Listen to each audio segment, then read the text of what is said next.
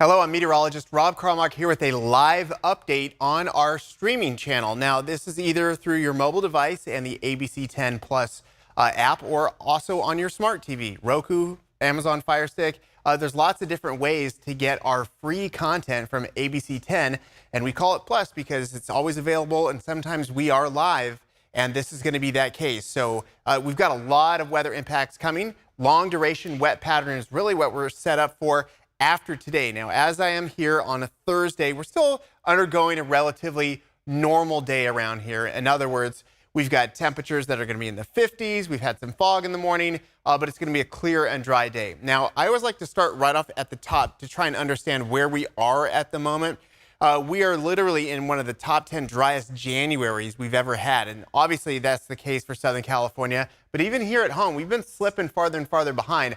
Our normally wet pattern just off to the north of us has also had moments of dryness as well. So in La Nina, that's what you typically see. We roughly have seen that pattern with either above normal or about average precipitation so far for the early season. And then obviously very, very dry with all the impacts that we saw with a long-lasting and extreme fire season for Southern California, although they did get some rain recently. So you saw that La Nina pattern earlier. It's clearly showing up in the data so far this year. But remember, we still have a couple more months of prime rainy season, and we need that time because even though we've seen some rain in the bucket, that looks nice. Southern California did get some rain, which of course is very welcome.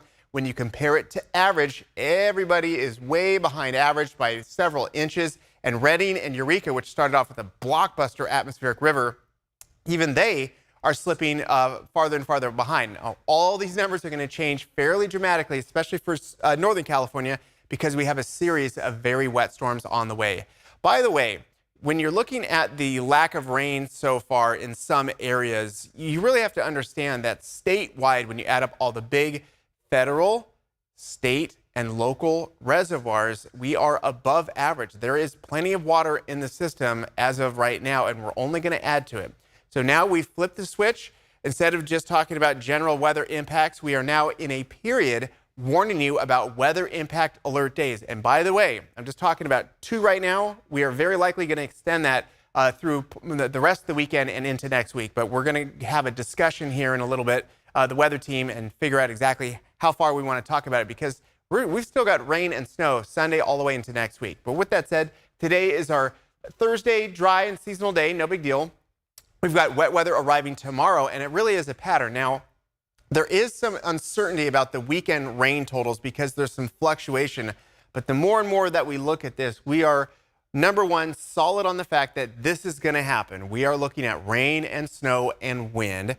And between the range of possibilities, on the lower side of rain and snow, which yesterday we were talking about ½ an inch to about an inch, to the high side about maybe 3 to 4 inches, we're moving more toward the high end of this because this is what's happening. We've got our atmospheric river. This is when you have a huge area of low pressure and it's tapped in some really wet air. You can track this one all the way back to Hawaii.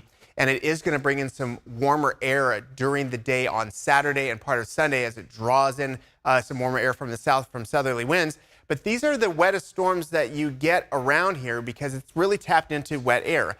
Once that moves south of our region, then we're going to enter a dry period, and we may be looking at some of this coming back later on. I'll show you the really far extended forecast. Now, Brendan Minchef has been here all week. I've been out a little bit at a weather conference in Tahoe.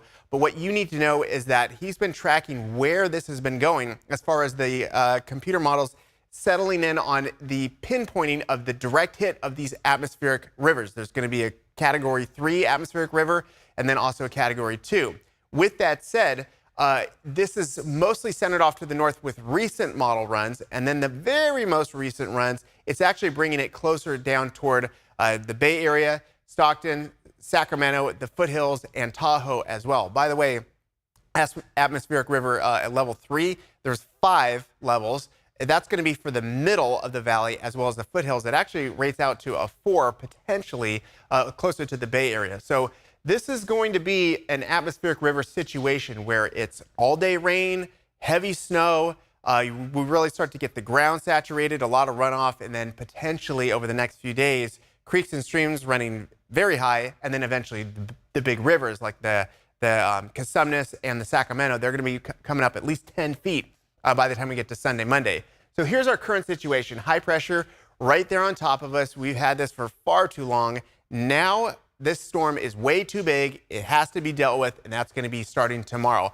By the way, there's a couple different areas of low pressure that have developed because all this cold air that's been diving down. Just so you know how extreme this weather pattern change is at the moment, what's sort of driving it is that we have a winter storm warning today and tomorrow for the tops of Mauna Loa and Mauna Kea. Now, these are very tall volcanoes. They're 11,000 feet and I think even a little bit higher. I'm not clear on that at the moment, but they're well above 10,000 feet and they're expecting 1 to 2 feet of snow until Saturday morning. So that's a lot of cold air, a lot of weird, wonky weather patterns with the jet stream. And that's why we're seeing things go from nice area of high pressure and settled weather for weeks on end to what we're going to be going through, rapid transition to stormy weather with rain, snow, and wind. I want to pause it here on the wind here for 1 second. The wind I would watch on Saturday evening. And the reason why is that it's going to be after essentially 2 days of rain. The ground level, at least the surface, will be saturated. We'll have to see how far down it goes. But when you throw in 30-mile-per-hour wind gusts and even stronger at times, that's usually when you start to see tree limbs come down. And occasionally, it just depends on the tree and the ground situation itself. We could be looking at power outages. I think this may be even more likely once we really start to see the storm ramp up with rain and wind for the higher elevations, because this is a weird upside-down storm. For example, a normal storm it will be warmer in the day, and then at night it gets colder. So in other words, your snow level might come up during the day and then come down at night. This one is different. There's your fog from earlier in the morning, clouds. This begins Friday morning, which is tomorrow morning, with light to moderate valley rain, moderate Sierra snow. That's going to be the case through the course of Friday. Saturday night, it reboots. Saturday morning, it all comes back. And this is the day where it's raining all day long. It's snow in the beginning. Then watch what happens here. Now we're talking midnight, so this is between Saturday and Sunday. This is heavy rain to the mountain passes and even a little bit above. Now, there's some passes that are open. 88 has a few spots where it's above 8,000 feet, but the bottom line is it's right around 8,000 feet. We're looking at mostly pass level rain, definitely rain at lake level for Tahoe and other spots, and this is going to be ongoing through the day on Sunday.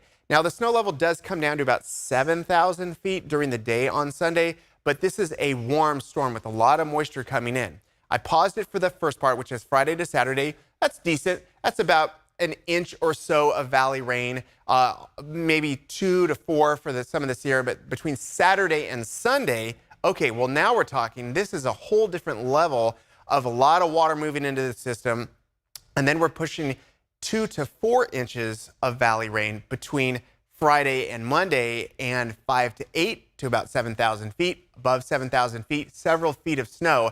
And when we add in the next system, which is Tuesday to Wednesday, there's going to be even more. So at the moment, we are fairly settled on, for sure, Friday and Saturday. Very likely the weather impact alert days will extend beyond that into next week. We're talking about heavy rain. You see some of the totals there. And we're going to have some localized street flooding. Driving's going to be terrible. Lots of crashes. Watch out for that. Power outages because of the wind on saturated ground situation. So there's just a lot of things you need to pay attention to.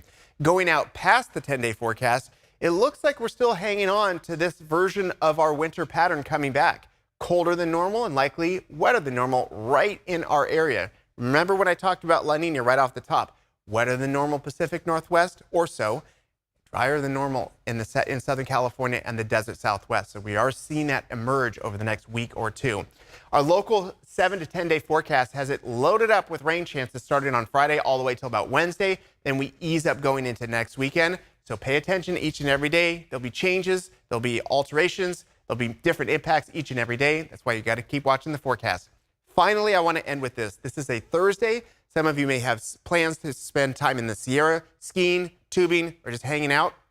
Where you live there, this is what you should know. We are behind everywhere in every region for the Northern Sierra, the Central, the Southern Sierra. We're behind for average to date. And then obviously we're really watching this number because each and every day we're getting closer and closer to that April 1st average number where we really need this to be at 100% or so to consider ourselves having a normal snowpack before we go into the warmer months of spring and then obviously summer.